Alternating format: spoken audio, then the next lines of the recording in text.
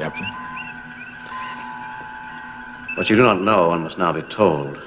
You might think you know everything about the original Star Trek, but did you know that Spock's ears nearly got the show canceled twice? Or that one episode was written as a total prank? And what about the lost episodes that were found in Germany? Buckle up, because we're about to beam up 20 of the weirdest, wildest, and downright bizarre facts from the show that boldly went where no TV series had gone before. Fact 1, Spock's ears almost got the show canceled. Words they were constructed on, pulverized. Spock's iconic ears might be beloved now, but back in the 60s, they were a huge problem. NBC executives thought they made him look like the devil literally. They worried audiences would be offended by his demonic look and pushed to either ditch the character or reshape his ears. Gene Roddenberry refused, standing by Leonard Nimoy's pointy prosthetics. That decision not only saved Spock, but gave TV one of its most recognizable characters ever. Fact 2, Spock's was supposed to have red skin. Here's something most Trekkies don't know about the original concept. Spock wasn't just an alien with pointy ears. He was supposed to have bright red skin. Gene Roddenberry thought it would make him look more otherworldly. But when they tested it on black and white televisions, which a lot of homes still had back then, Spock's face turned pitch black on screen. Not ideal. So they scrapped the red skin idea and went with his subtle but now iconic yellowish green complexion instead. Fact 3, the original pilot had a female first officer. Coming the speed of light. Collision course. In the very first Star Trek pilot, long before Captain Kirk ever set foot on the Enterprise, the ship's first officer was a woman known only as Number 1. She was played by Majel Barrett, who also happened to be dating Star Trek creator Gene Roddenberry at the time. But when NBC tested the episode with audiences, they rejected the idea of a woman in command, calling her too pushy for television. The character was scrapped. Barrett stuck around and became Nurse Chapel later on in the series. Fact 4, the NBC eared the Kirk-Uhura kiss would upset viewers. In 1968, Star Trek made history with the first interracial kiss on American television between Captain Kirk and Lieutenant Uhura. But behind the scenes, NBC was terrified it would upset Southern viewers. To play it safe, the network asked for 2 versions, one with the kiss and one without. But William Shatner and Nichelle Nichols purposely sabotaged every take of the non-kiss version by messing up their lines or crossing their eyes until the crew had no choice but to use the kiss cut. It aired, made history, and no stations in the South dropped the episode. Fact 5, Space Seed went over budget by $12,000. Origin? The mid-1990s was the era of your last so-called World War. The eugenics wars, your attempt to improve the race through selective breeding. The Star Trek episode Space Seed is famous for introducing Khan, but behind the scenes, it caused a financial headache. The elaborate design of Khan's ship, the Botany Bay, pushed the episode over budget by $12,000, a huge deal in the 1960s. That meant the production team had to cut corners in other episodes just to make up for it. Fun fact, that same ship model was quietly reused later to save money. Fact 6, the film lab kept erasing the green alien.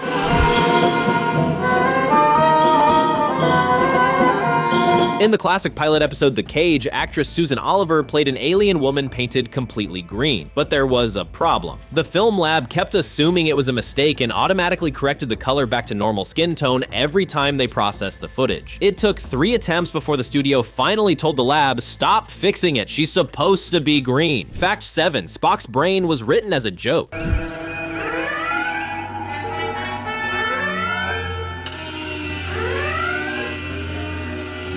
One of the most famously ridiculous episodes of Star Trek the original series is Spock's brain. It's the one where aliens literally steal Spock's brain and the crew has to recover it like a misplaced wallet. But here's the wild part. It was originally written as a joke. Frustrated with the show's writing quality near the end of the series, producer and writer Gene L. Kuhn dashed off the script under a fake name just to prove how bad it could get. And somehow they actually filmed it. Fact 8, a lost Star Trek pilot was found in Germany. Possible way to get Mitchell off this ship. If you mean strand Mitchell there, I won't do it.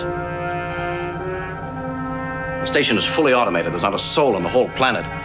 Even the ore ships called. Star Trek the original series famously had 2 pilots, but for decades, a rare alternate cut of the second pilot where no man has gone before was considered lost. Fans believed it was gone forever, until a German film collector discovered a copy in 2009 sitting unnoticed in a private archive. The reel included different takes, unused footage, and alternate music cues that had never been seen by the public. Fact 9. One makeup artist designed nearly every alien. It was your choice. It was the only choice possible. You would not respect any other. Ever wonder who was responsible for all those classic Star Trek alien looks? From Spock's ears to the first ever Klingons and Romulans, it was all the work of one man, the legendary makeup artist Fred Phillips. He handled everything from Vulcan eyebrows to forehead ridges and even created new alien species on the fly when the show's budget ran low. Without him, the Star Trek universe would have looked a whole lot less interesting. Fact 10. NBC insisted on miniskirts for the women.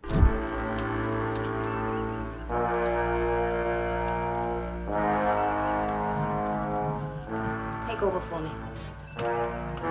While Star Trek was praised for being futuristic and progressive, it still wasn't free from old school TV rules. NBC executives actually insisted that the female crew members wear short miniskirts on the Enterprise. Why? They believed it would boost ratings with male viewers. Gene Roddenberry agreed, and those iconic thigh-high uniforms became a signature part of the show's look, whether the actresses liked it or not. Fact 11. The Vulcan salute was created on the spot. Live long, T'Pau, and prosper. Live long and prosper, Spock. The iconic Vulcan salute, that perfectly poised hand gesture with fingers split between the middle and ring fingers, wasn't planned from the start. Leonard Nimoy actually invented it himself, inspired by a Jewish blessing he saw as a child during synagogue services. It first appeared in the episode Amok Time and immediately became a symbol of Vulcan logic and peace. Fact 12. William Shatner's signature captain's yell was improv.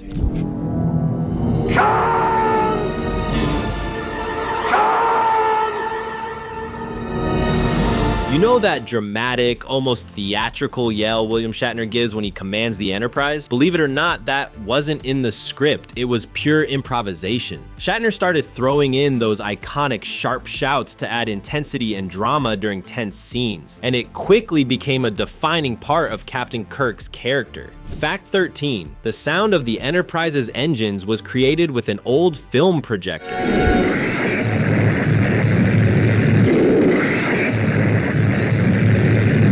That iconic humming noise you hear when the USS Enterprise is cruising through space? Believe it or not, it wasn't some high-tech synthesizer or futuristic sound effect. The sound designer used the hum of an old film projector combined with other practical sounds to create the ship's engine noise. It gave the Enterprise a unique, recognizable audio signature that stuck with fans for decades. What's even cooler is that Douglas Grindstaff layered that projector hum with reversed electrical motor noises and air conditioning units to give it depth. The final sound wasn't just for effect, it acted as a kind of heartbeat for the ship, playing in almost every scene aboard the Enterprise and subconsciously making it feel alive to viewers. Fact 14. The velour uniforms kept shrinking and tearing.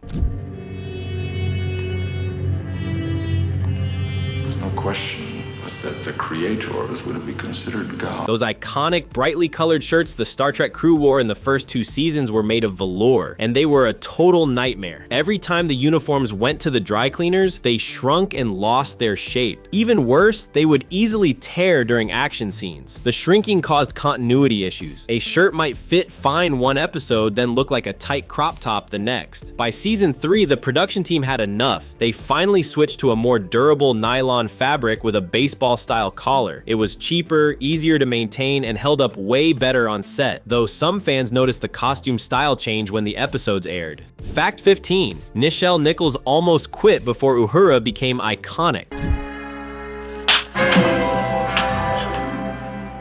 I'm afraid I changed my mind. Nichelle Nichols, who played Lieutenant Uhura, seriously considered quitting Star Trek after the first season. She thought the role was too small and didn't offer enough depth, but after a chance meeting with Dr. Martin Luther King Jr., who told her how important her role was for representation, she stayed on and became a trailblazer for diversity on television. King called her a role model and insisted she couldn't walk away. Inspired and moved, Nichols tore up her resignation and stayed on the show, turning Uhura into a groundbreaking character who paved the way for better on-screen representation on American television. Fact 16. The iconic phaser sound was created by striking a high-tension wire.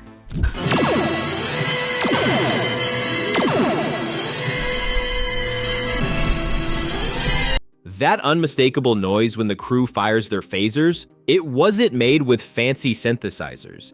Instead, sound designer Douglas Grindstaff created it by striking the wire of an old electronic instrument called an audion receiver, then manipulating the sound to give it that futuristic zap.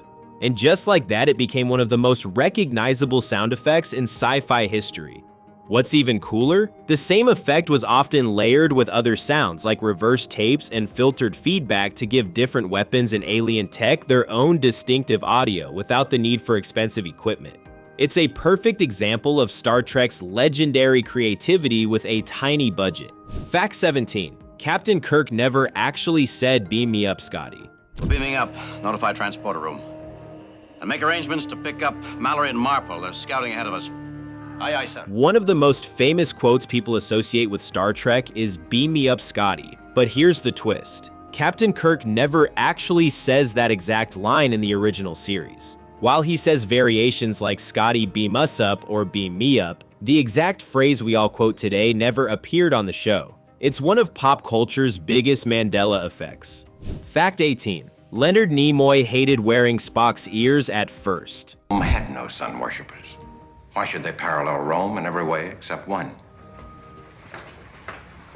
While Spock's pointy Vulcan ears became iconic, Leonard Nimoy actually hated wearing them when the show first started. The rubber prosthetics were uncomfortable, time-consuming to apply, and sometimes they would fall off during filming. At one point, Nimoy even threatened to quit if the makeup wasn't improved. Luckily, the studio upgraded the ears, and the rest is sci-fi history. Fact 19. Star Trek's creator voiced the intercom. All hands, battle stations. Most fans never realized it, but Gene Roddenberry, the creator of Star Trek, gave himself a secret cameo in several episodes. Whenever you hear random announcements over the Enterprise's intercom like "all hands to battle stations" or "captain to the bridge," a few of those were actually voiced by Roddenberry himself. A clever way for the creator to sneak aboard his own ship. Fact 20. Star Trek's theme song originally had lyrics.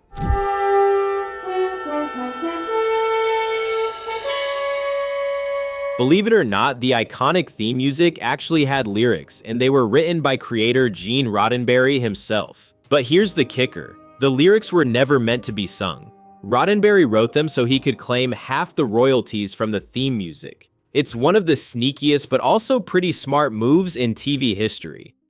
Power beyond critical. Explosion is imminent.